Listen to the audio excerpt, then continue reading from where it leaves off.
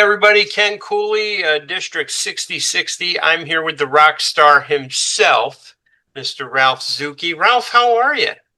I'm doing well. I'm hanging in there. We are over the halfway point now. So, and you know, getting in some miles this week. We had sort of a slow week last week, but we're getting there. Yeah, you're about 4.5 weeks in. Well, actually, yeah, exactly half. Yeah. Holy cow. How much coffee are you drinking? Actually, a good bit, but the water is the big thing because we're getting up there in altitude now from where I was. I think we're at like 4,800 feet right now. Oh my God. So So the question everybody wants to know is where are you at since we last talked?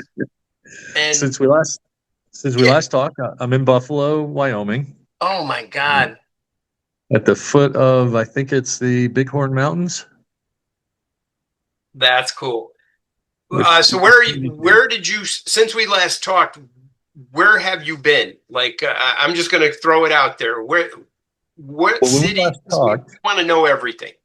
yeah, when we last talked, I was in Norfolk, Nebraska, and then I got onto the Cowboy Trail right after that, and started working my way across the trail, which is nicely spaced. They have towns about every 8 to 12 miles, which when you're riding on a trail, that's really convenient for your SAG driver because they're able to just jump ahead and wait for me there. And, anywhere from an hour to an hour and 20 minutes, I usually get there.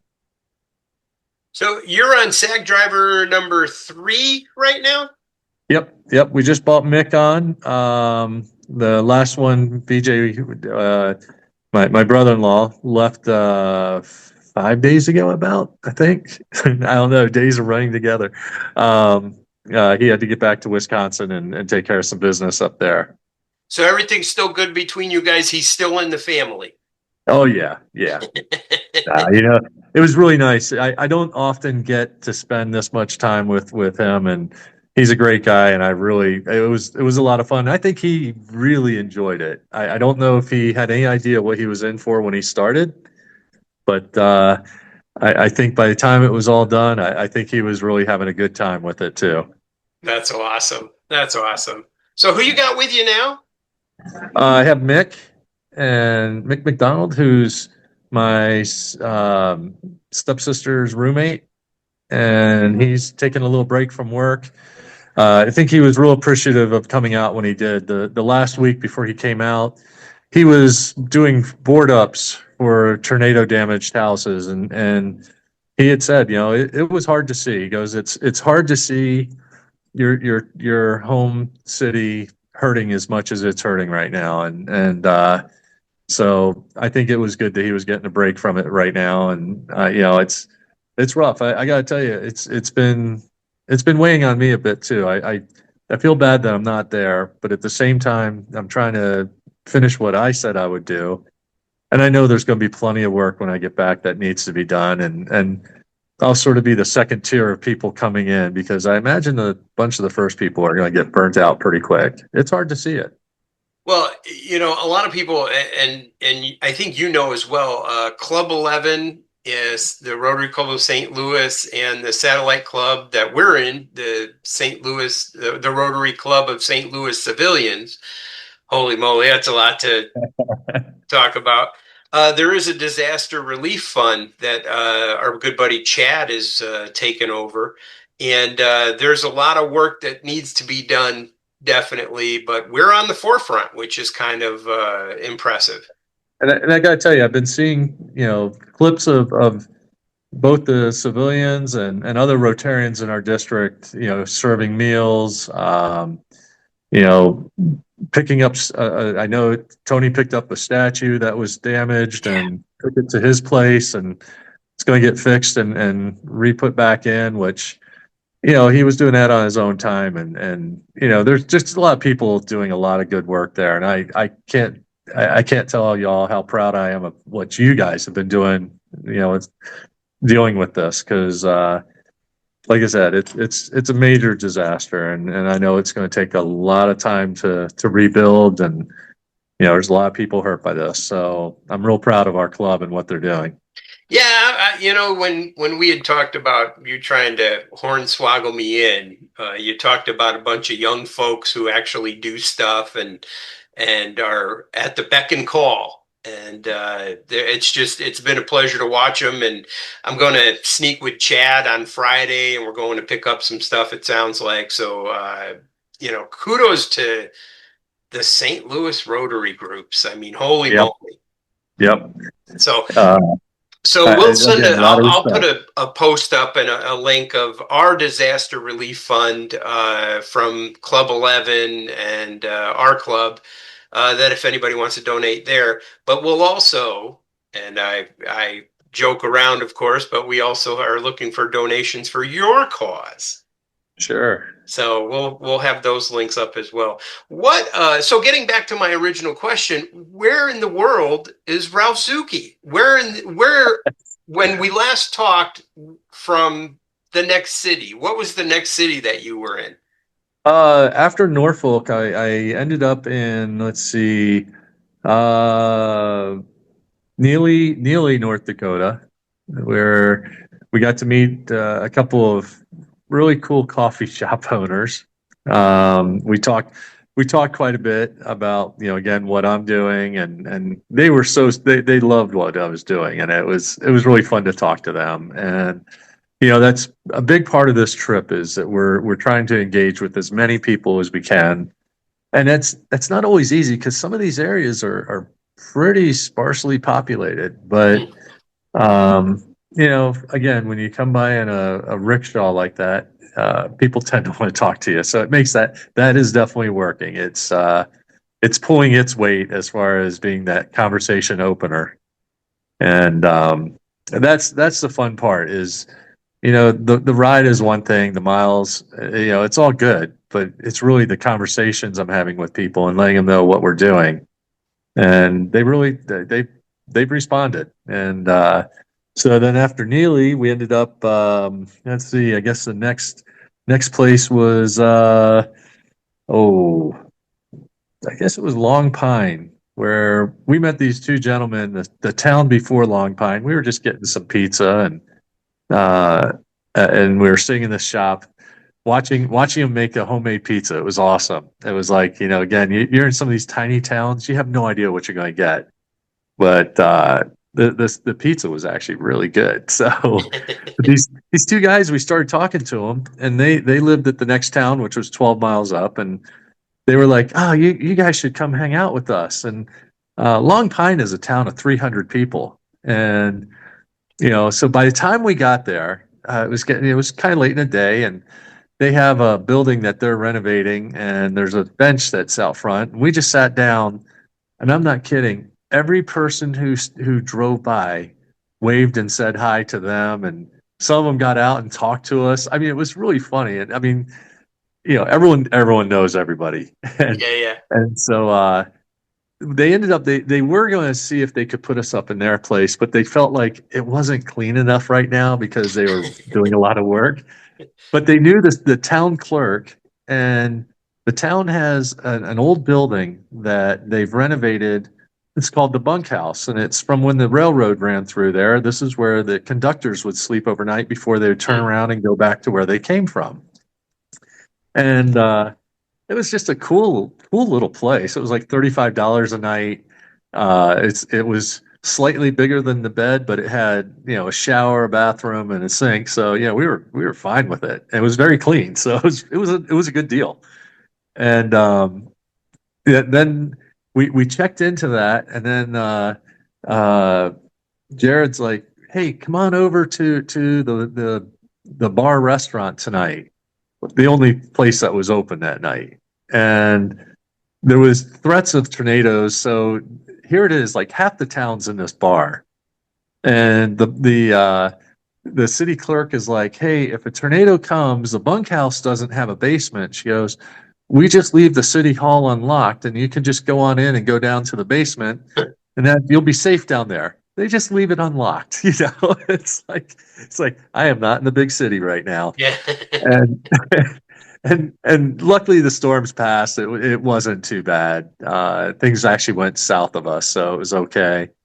But by the end of the night, we probably knew over half the town, and Wow. and there's some funny stories about that. It was I won't go into them all right now because it would take way too long. But there are some very funny stories. So some point, just ask me about it, and I'll tell you We'll about save one that for the time. movie. Yeah, yeah.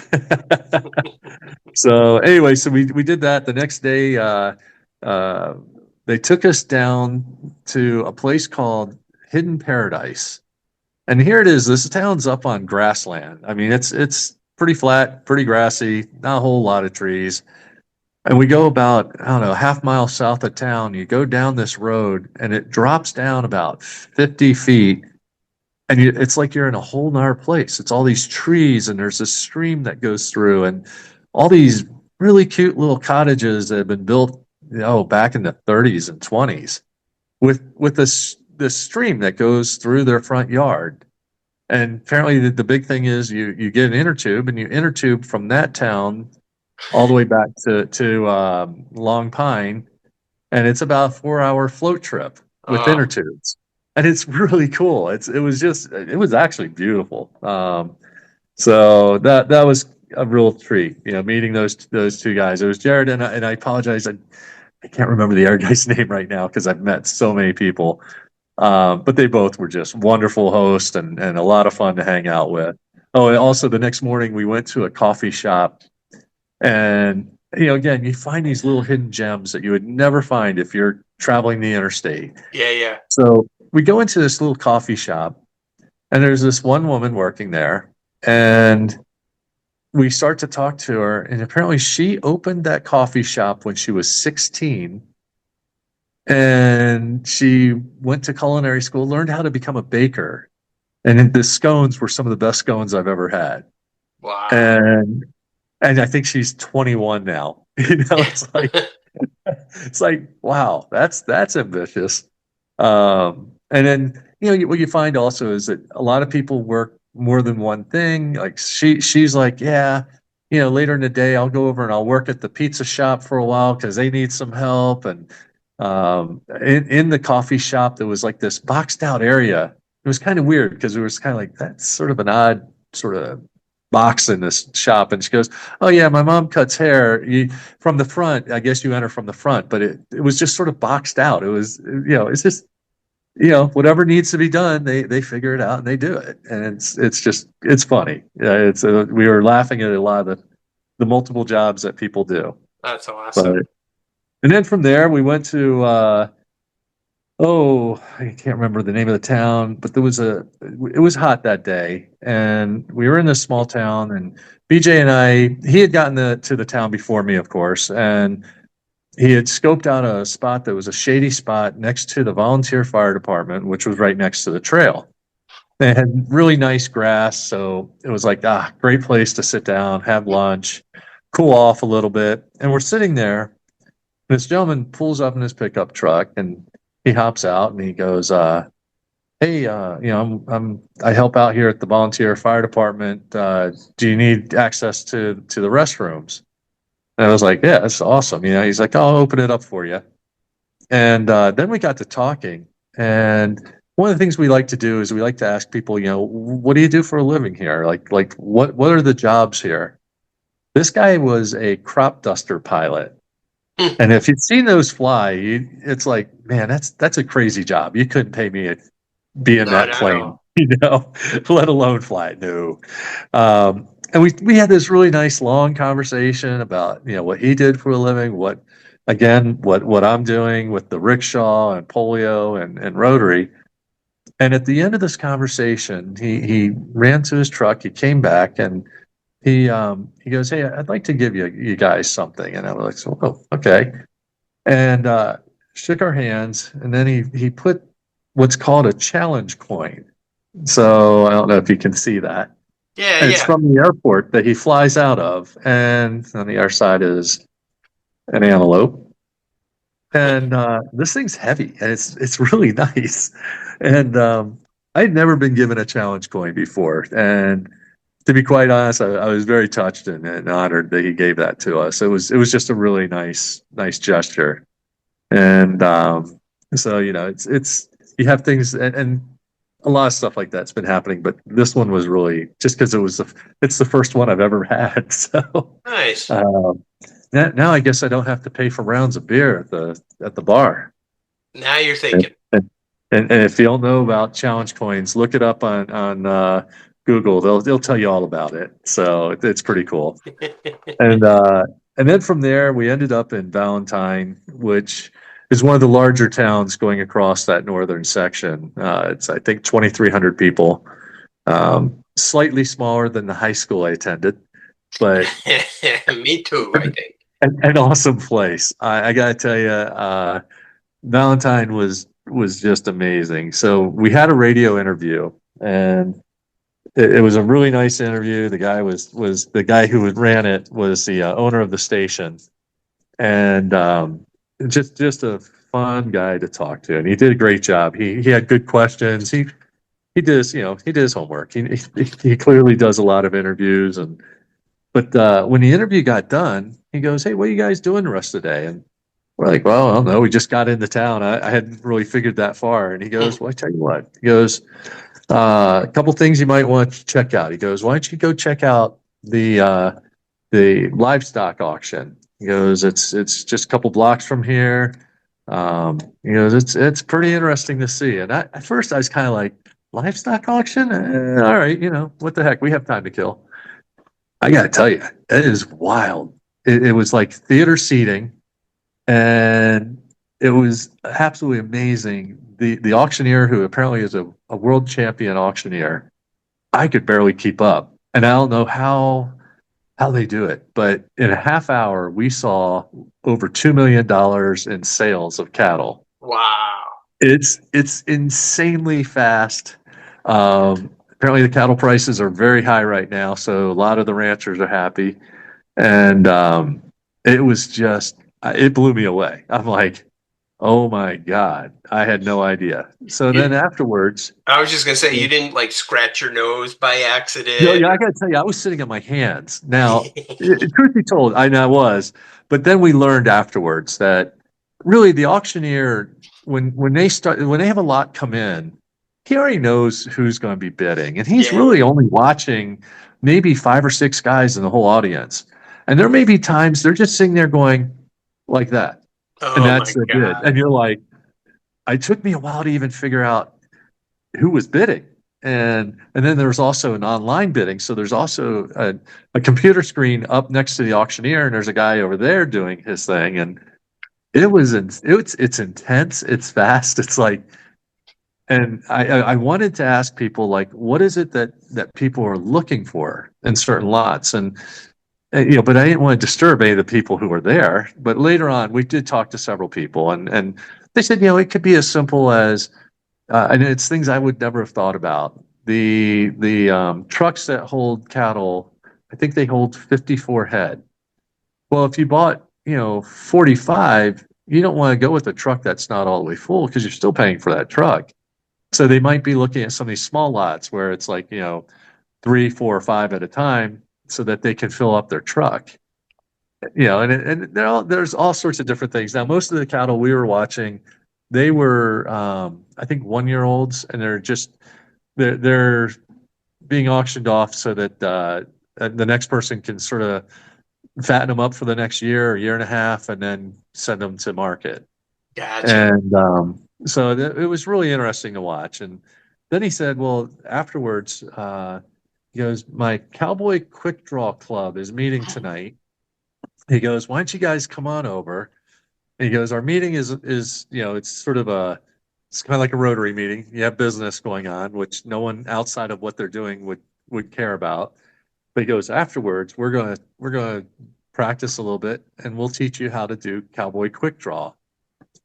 I gotta tell you, one of the funnest things I've done in a long time. If there was a club in St. Louis, I'd join it in a second. It was a blast. You're using a real six shooter, and so you're holstered up, and I'm watching these guys for a little bit before we attempted to do it, and it was amazing. I mean, they're hitting a target in 0.5 seconds from when the light Yeah. flashes, and the best I got, I did get down to 0.88, and I was thrilled. But the bottom line is, if I had lived in the Old West and was in a shootout, I'd be dead. Yeah, So, yeah. and I know that.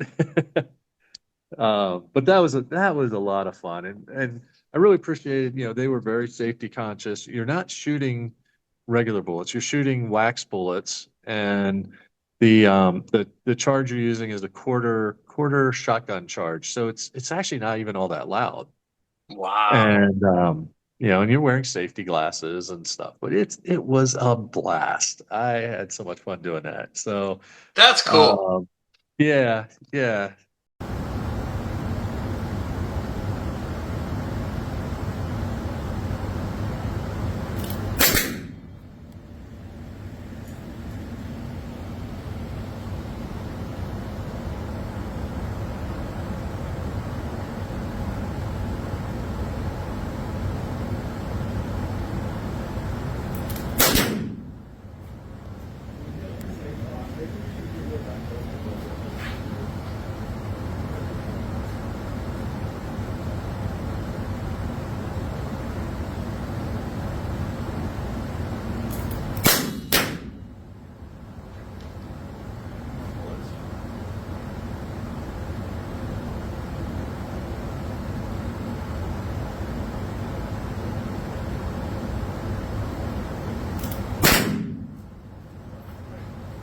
And then we got stuck in Valentine for an extra day because we had.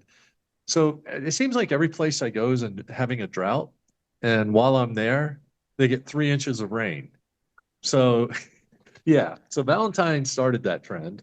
I'm there. It's bone dry. The ranchers are getting pretty nervous, and I bought 3 inches of rain for them to have, and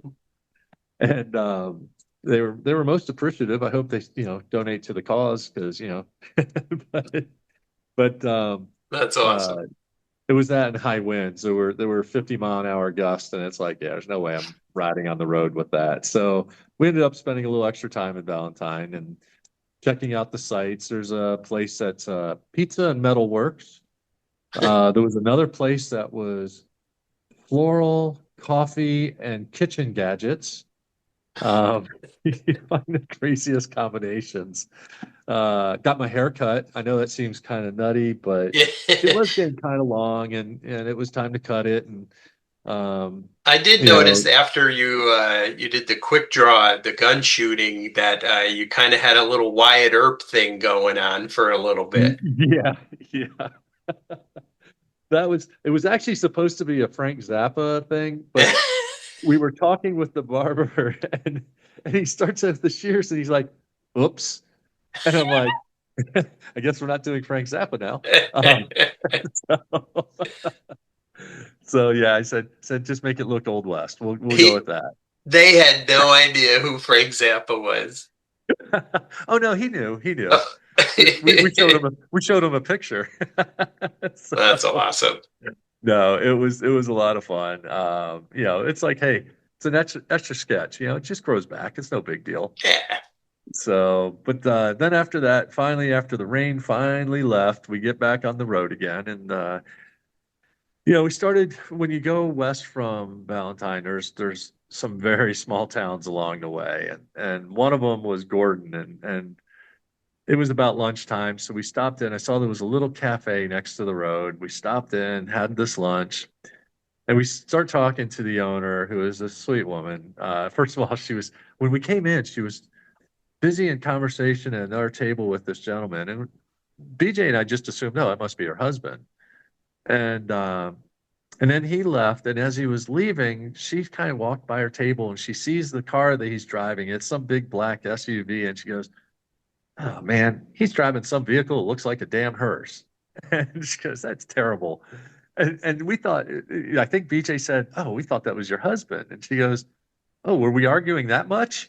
And it's like, so, so anyway, we had this long conversation with her, and one of the lines that she had was, she goes, you know, if you find yourself in Gordon, you're lost. Yeah. And I'm like, looking around, I'm like, yeah, I think you're kind of right, That's awesome. So, so yeah, we had that, and then I think we ended up. I think it's Chatham, Nebraska, was our last major town, and that was a pretty good sized town. And we I knew I had about a 57-mile ride to do that day, and of course, so then I started it out with a 4-mile hike up a mountain. So because we wanted to see sights from up there, and that was kind of fun. There was a labyrinth that the I think the college kids had made in an old abandoned water cistern. It was kind of cool. I mean, it was all brick, and then it had the stone pattern in it. It was kind of cool. So it was worth going up. We needed a little break from the Yeah. saddle, and then we got in and we had a really good ride that day because I knew I was going to have tailwinds. So I knew that even though it was 57 miles with a pretty stiff tailwind is not too bad. Yeah. Even with the hills, it was not bad. I was coasting along pretty nicely. So we did go through a little tiny town, and I can't remember the name of it, but it was again about lunchtime, and I was like, oh, let's see if there's anything in town this to eat. We ended up at this little saloon, and I knew as soon as we walked in, I'm like, okay, food's not going to be their specialty. But while we were in town, we got to talking to this woman, and she was very funny. She was from the reservation, so which it was is not very far away from it, and really gave us a pretty good education of what life on the reservation is, and it's Oh, pretty wow. rough. It's pretty rough. There's a lot of issues right now that they're dealing with, and actually they've been dealing with for quite some time. And I do know, alcoholism being really the big one. Um, but she was really good to talk to, and she seemed to have everything pretty well together. So, Oh, good. but while we were there, I noticed that there was a pretty good sized school in town, and I said, you know, the town has I think 132 people. The school has 139 people. So the school's bigger than the town. Well, they pull in from the reservation and other Gotcha. places. Yeah, it had like 4 or 5 buses. So it's kind of like for as small of a place as it was, I was like, that's a lot of buses, so they're bringing in a lot of kids from outside town. I was saying But that's like Cooley math. yeah, I know. It was pretty funny. It was like, how's that possible? But then she let us know. Yeah, yeah. Uh, and so that night we ended up in Hot Springs and in South Dakota, um, which is a cool little town on the south end of the Black Hills. Wow. And like it says, it has hot springs that have been used. Indian tribes fought over these hot springs for their medicinal purposes that they used them for. And it finally came to a truce where they would allow the sick and injured from either tribe to use it. Mm, And then settlers moved in and kind of messed that all up. So, yeah. but cool little town. Of course, we're just exploring. We're in this little motel, and the gentleman who ran this motel he's Polish, was absolutely a scream to talk to. He just it was like every time we talked to him, I'm laughing, and it was real nice. And that was one of the best kept motels I've ever been in. I mean, it was just spotlessly clean. Everything was absolutely, it was a great shape, and he clearly took a lot of pride in that. And so the first night we ended up at a place called, oh, what was that? That was the Smokehouse Sports Bar and Grill, and the pit master gave us a tour of his where all his grills are, and he has like 10 grills in the place, from Big Bertha down to something he bought from Walmart that he actually won a major competition with, which actually is how he got. He ended up with another grill that's probably about the size of, oh, you would need a trailer to move it. I mean, it's a big grill. And he said, yeah, it's an $8,000 grill, and his entry fee for this one was like $150. So he did real well. Wow. And I had I had an incredible smoked brisket there, but what really killed it, he had smoked ribs that the flavor was amazing. He really knows his stuff, and he was very into it. I mean, he gave us this really nice tour of it and was talking about it. And one thing I came away from that conversation is I know absolutely nothing about how to really smoke meats. It's like this guy clearly has studied it, and his That's name was cool. Daniel, and it was his wife was the manager of the restaurant, and he was the pit master, and uh, they were fun to talk to. So, and then the next night we were trying to come up with something different to do, and we ended up at a place called the Space, which is this storefront that goes way back. We ended up there because we'd heard that it was Taco Tuesday, and we're kind of like, tacos, that sounds good.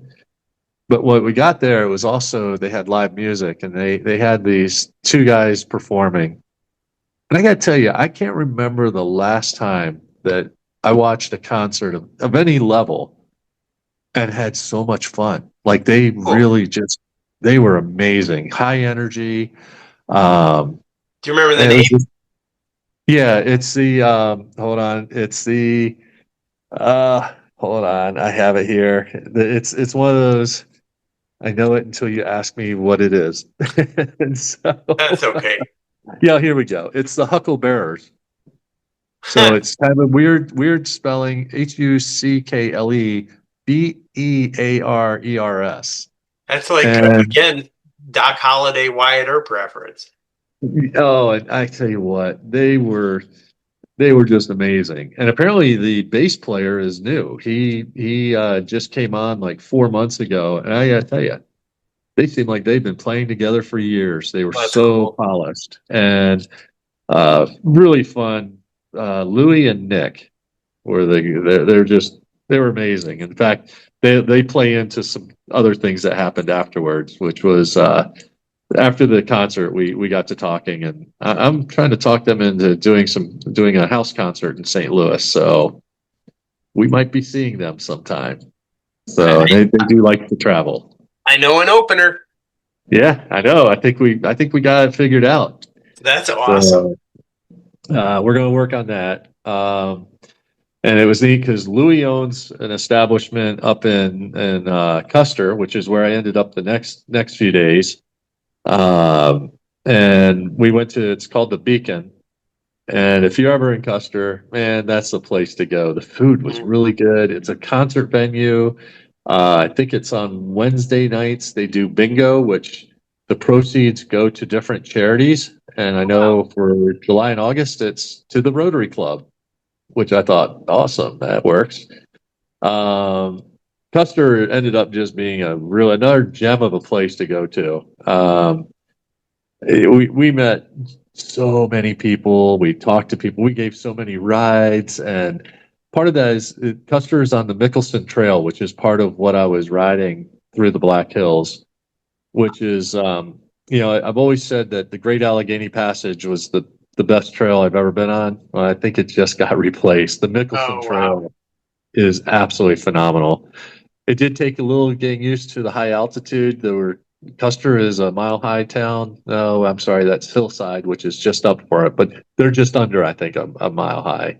But anyway, at one point we were up at 6,200 feet, I think it is, and I could tell the difference because man, it's a lot harder riding when you start getting up in those higher altitudes. And we were doing a rail bed. We had a 9 mile uphill and a 9 mile downhill, and then a 6 mile uphill, a 6 mile downhill, and then we came and we did it in reverse. Also, we did it both ways.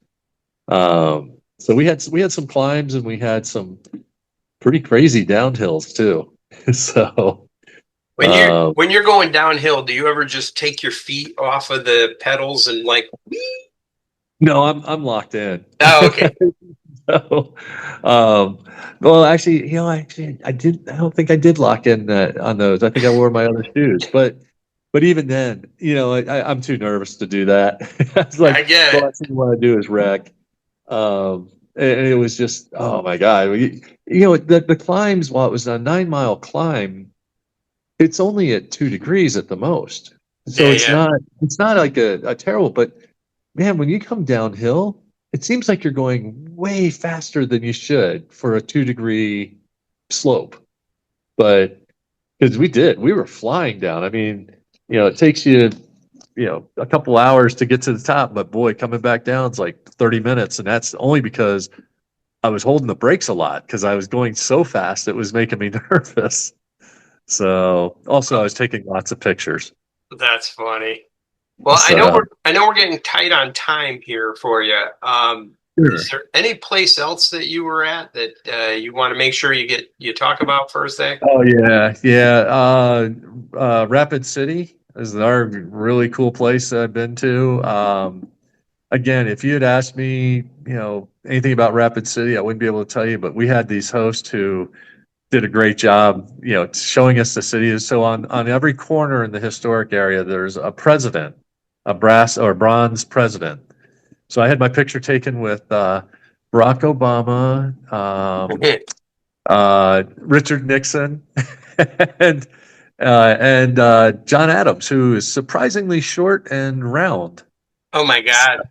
These are supposed to be life sized. So, and it's neat. There was that we ended up in a hotel that was really cool. It's an old hotel. Apparently, anybody who goes through there ends up staying there. And they had a wall of pictures of all the celebrities that had been in there, and it was extensive. It's the Hotel Alex Johnson, and what a cool place. I took some pictures of the lobby, and I was like, it's just wild. And then they have the Painted Alley, which is where the St. Louis we have the graffiti wall. Well, they have their Painted Alley, and it was very cool. I have a couple pictures up on that too. Nice. And then I've been to Mount Rushmore, although it was so foggy, we barely saw the faces. And then we went down. It's the Avenue of Flags, so they have all the flags from all the states. And it was kind of weird though. We got to the very end, and they're all done in clusters of three. And we get to the last one, and there was an open spot. So there were two flags. I think it was like Wyoming and Washington. And there's an open spot. And Mick was wondering, is that going to be for our 51st state? Yeah. I was like, no, no, we're good at 50. So, but yeah, so Canada, relax. We're good. We're good. Yeah, Um, oh my God. so That's awesome. that we also went over to Devil's Tower. That's a pretty amazing. I You can't see even pictures of imagine. it, but till you're standing at the base of it, and it's like, wow, that's just crazy. So that was really cool. No, we've been really lucky that we've had hosts that when it's raining or like there was a day or two I was in between SAG drivers, so I couldn't ride, that were really gracious in giving us, showing us the area. And so I got to tell you, I know a whole lot more about the Black Hills than I've been through it before, but I've never been through it where I get to talk to people like I have. And that's where it becomes special. And I really look forward to coming back. In fact, I'm sort of thinking about coming back in January because there's in Custer, there's a festival called Burning Beetle.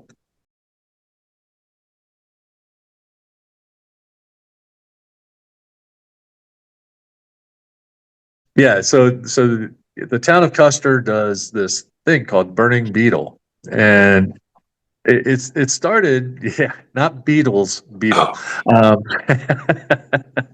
no, it started because they had a infestation of the pine beetles, and they were trying to figure out the proper response for it. And what they came up with is that you do an effigy of a giant beetle, and this takes place second or third week in January. So all these people throw their Christmas pine trees at the base of this beetle, and then they march through town chanting "Burn the beetle," holding torches, and I saw pitchforks in the picture.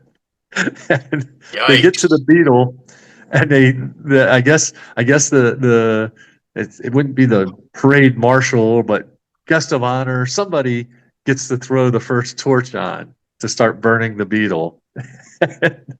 And then apparently it has fireworks.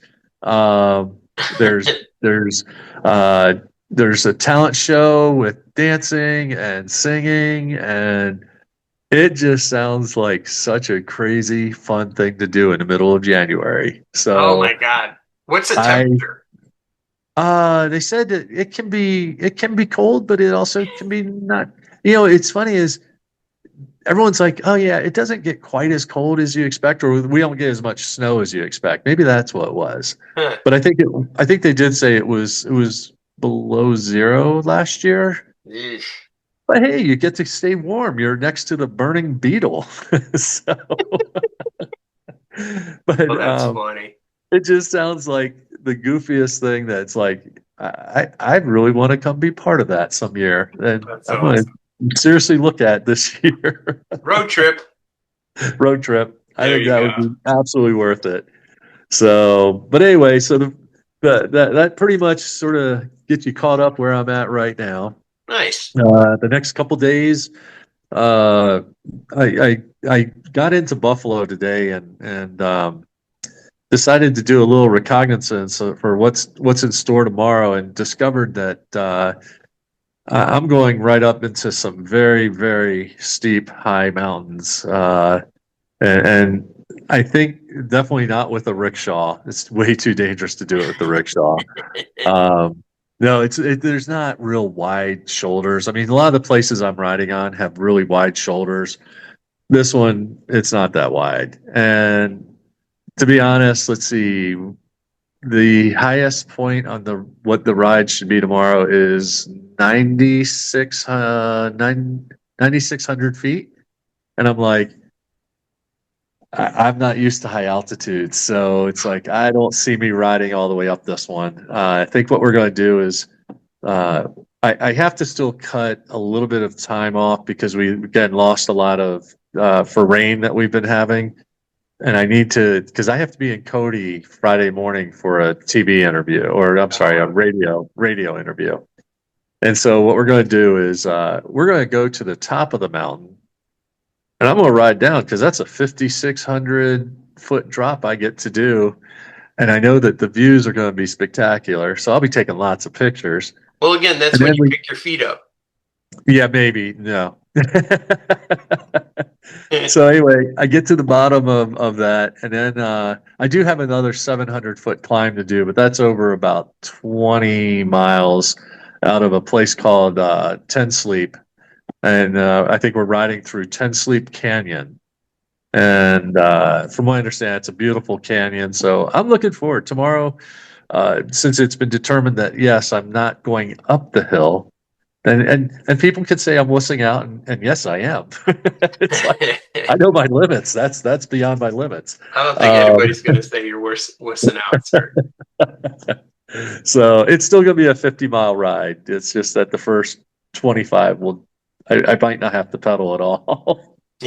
So we'll see. I mean, when going up, there was a lot of, and I'm not kidding. I've never been on an 8% grade before, and I was like, my truck was straining going up an 8% grade. I'm like, yeah, no, I'm not doing that, especially at 9,600 feet. Yeah, No, those are that's like not those happening. NASCAR track inclines. Oh, it was insane. And I mean, we're talking about, each time you go up, because you're going up and then you go down a little bit and then you go up more and down a little bit and up more. And we drove it tonight and I was like, yeah, there's no way. There's no way. That's There was at cool. least three 1 mile climbs of 8% grade, and then there were several at 7. And I'm like, no. It's like um for all those people who say you must be crazy for doing this, I do have my limit. There is a level of crazy that even I will not attempt to do, Wow. and that's one of them right there. So, That's so awesome. we'll use that as part of the we got to make up our time for what we lost in rain, and say, yeah, that's a good spot to do it at. Uh, and I'm supposed to meet with a Rotary Club tomorrow night in Ten Sleep from oh geez, I can't think of the town. War, something or other. But anyway, we're going to do an informal meeting. It's not during their normal meeting time. So we'll do that tomorrow night, and then drive over to Cody. And I think we're staying on a houseboat for a couple nights over in Cody. Actually, it'll probably be 3 nights because I gotta get there so early that I'm gonna go back out and do a ride Friday after the interview and ride back into Cody. And then the next day, we're going to ride about 40 miles out, but come back and stay. And then we have somebody for Sunday night in the next location up. Oh, So, good. there is advantage having a SAG vehicle in that we can stay with people and not do as many hotels along the way. It just means that you have to drive back and forth a little bit, but totally worth it because all the hosts that we've had along this trip from day one have been absolutely wonderful hosts. We've been in some really very very nice places. Um, it's been great. I mean, honestly, Awesome. it's been another phenomenal adventure. I knew it would be. I mean, I've done this twice before, and I knew it would be. And the only challenge we had on this is that we are going through a lot of very small populated areas that don't necessarily have Rotary clubs. Some don't have hotels. Um, but again, we have a SAG vehicle, so we make it work. And it's an adventure of a lifetime. Yeah. And Oh, I bet.